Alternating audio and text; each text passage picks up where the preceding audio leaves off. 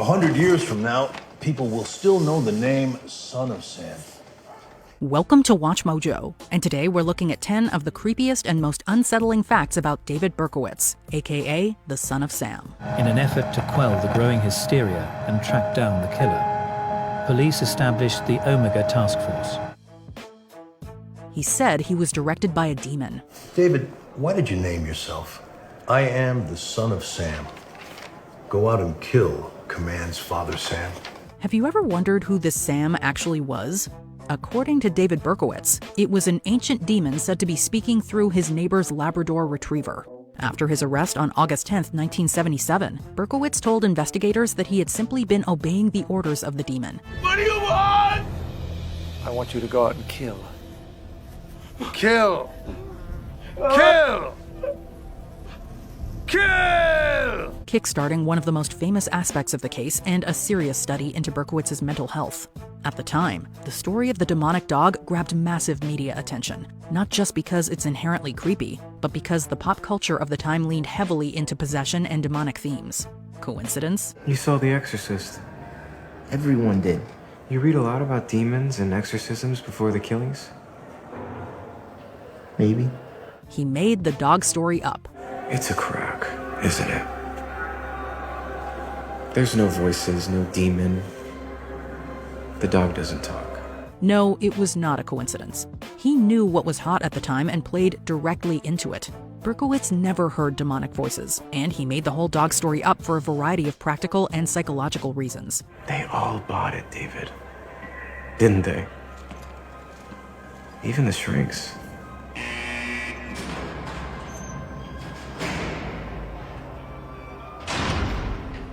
Especially the shrinks. For one thing, he hoped to appear mentally ill, as insanity defenses are a well-known tactic in avoiding the death penalty. It also guaranteed a media frenzy, and Berkowitz was fascinated by the attention and may have enjoyed fueling his own legend. Finally, it allowed Berkowitz to mask his true motives, which were painfully ordinary. Feelings of rejection and anger at a world, specifically its women, that didn't seem to want him. Did you want to hear voices? I kept reading about them. They got kind of tied up with my fantasies. What fantasies are those? Girls, revenge, and what you call a sex-starved daydreamer. He was a prolific arsonist before the murders. Berkowitz had dreams of becoming a firefighter, but instead had to settle for low-paid security work. New York City was in a desperate state in the 1970s, on the verge of bankruptcy, riddled with crime, and in some places looking like a war zone. During that time, police were trying to find a noted arsonist who was responsible for countless fires around New York. We'll give you 3 guesses who it was. After his August 1977 arrest, police raided Berkowitz's apartment and found a series of notebooks in which he extensively detailed hundreds of fires. On May the 13th, things came to a head when Berkowitz threw a petrol bomb into Sam's backyard. Scared for his life, Sam reported it to the police, but they couldn't find the attacker.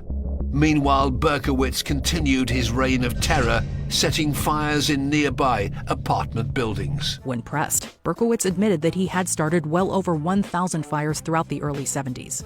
Berkowitz has said in interviews that it gave him a sense of release, and arson is often interpreted as part of a psychological buildup toward more violent acts like murder. When we look at young people who engage in this kind of behaviour, fire setting is a way of them maintaining control. It's an externalisation. They have these feelings, they want to do something with those feelings, and rather than turning it in on themselves, they turn it outward to start harming other people and other things. He stabbed 2 women before the shootings began. On December the 24th, Christmas Eve, a delusional David Berkowitz decided to make his scrawlings about killing a reality. Most people remember Son of Sam for his infamous shooting spree that left 6 people dead and many more wounded. But his violent streak began a bit earlier in December of 1975. On Christmas Eve of that year, Berkowitz stabbed 2 people with a hunting knife. He was in the area of Yonkers, and he had a knife with him. And he walked up to a young lady, started stabbing her. She screamed, left, went a couple blocks away, and started stabbing another lady. She screamed, and he left.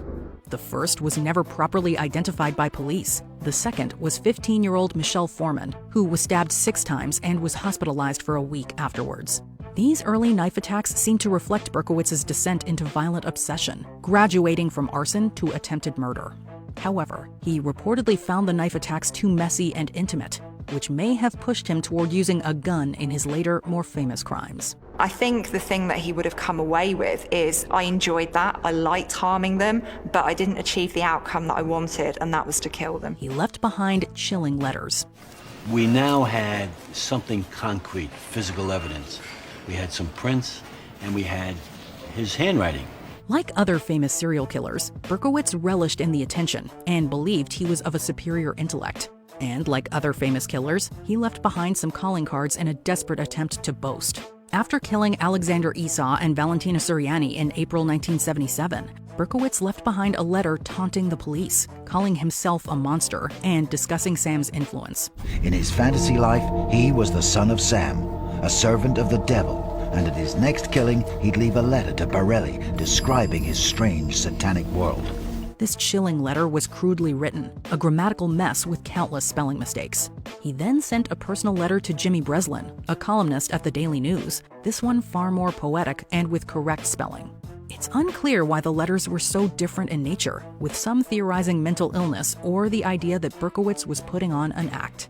When Joe first showed me that letter, my immediate reaction was, this is a guy that's trying to build a reputation for himself so that he'd be known, that his name would be recognized. When people heard his name, they'd be frightened. It would show he was powerful and he had an identity. People changed their appearance to avoid him. Maybe once every few weeks you find the right girl, in the right place, the right time. I never knew what I was looking for, but I knew her when I saw her. As the Son of Sam's body count rose, people began to notice a pattern. By the spring of 1977, the Son of Sam had been active for nearly a year, and all of his female victims had long, dark hair. Naturally, it seemed like the killer was working with a physical motive. When the public got wind of this, pandemonium broke out as women desperately attempted to camouflage themselves so as not to become another victim. The Son of Sam killer, who has been targeting young women with shoulder-length hair, has caused panic-stricken brunettes to run to their hairdressers to dye their hair blonde as protection against this madman. Beauty stores quickly sold out of wigs, women cut their hair short, and others dyed their hair bright colors like blonde or red. Paranoia was rampant in the Big Apple throughout the summer of '77. Hey, Vinny. No, please stay where you are. Stay right where you are. Oh, come on, let her go. I gotta cut her hair. He planned to commit terrorism. The police had captured Berkowitz just in the nick of time. Using the semi-automatic rifle found in his car that weekend, the Son of Sam was planning a mass shooting. If the Son of Sam hadn't been caught, then his violence might have escalated into outright terrorism. Police observed Berkowitz's belongings and found heavy weaponry, including a shotgun and a submachine gun. He told investigators that he planned on using this gun at a Long Island nightclub in order to, quote, go out in a blaze of glory.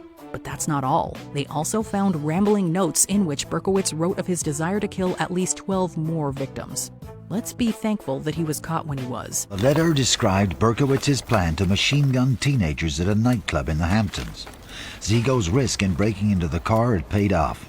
It took the largest manhunt in New York's history to catch him. He used a .44 caliber handgun to shoot innocent people in 3 of the city's 5 boroughs in more than a dozen seemingly random attacks.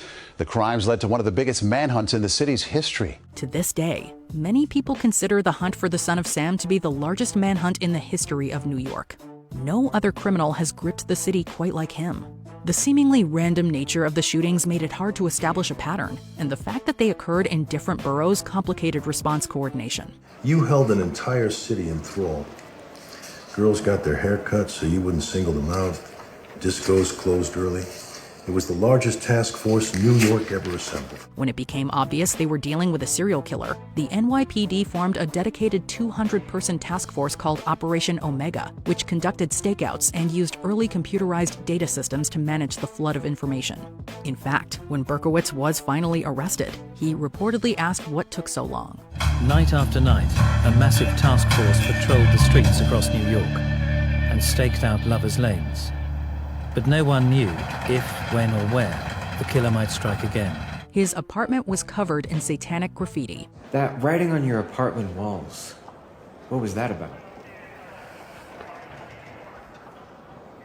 Sometimes the voices came from inside the walls. When the NYPD searched Berkowitz's apartment, they found it in disarray, with the walls covered in satanic-style graffiti scrawled in red paint or marker.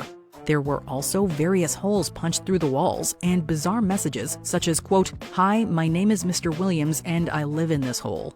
And I live in this hole. According to news accounts at the time, the graffiti included references to Sam, tying into the bizarre narrative that Berkowitz had spun about the demonic dog. While some have theorized that Berkowitz was part of a satanic cult, there is no credible evidence linking him to any broader group, and most experts believe that the graffiti stemmed solely from his own disturbed psyche and constructed mythology.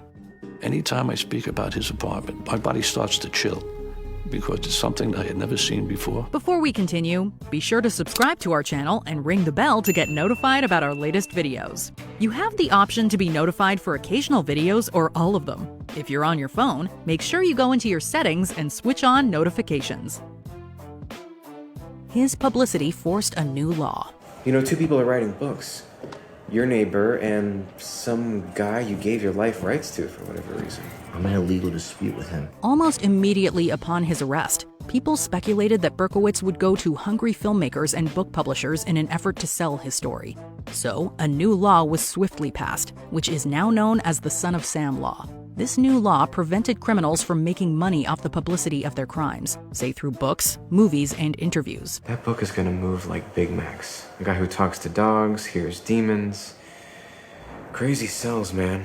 Instead, all income earned through these revenue streams would be turned over to the families of the criminals' victims.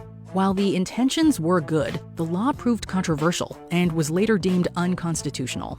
They were eventually rewritten, and dozens of states now have some form of Son of Sam law, though their scope and enforceability vary. There's no Son of Sam law in Nevada. That was ruled unconstitutional, so I'm free to write a book about all this. The story will be worth millions. Freaks are always good box office. Do you know any other creepy facts? Be sure to tell us about them in the comments below. He kept saying he needed blood. He demanded blood.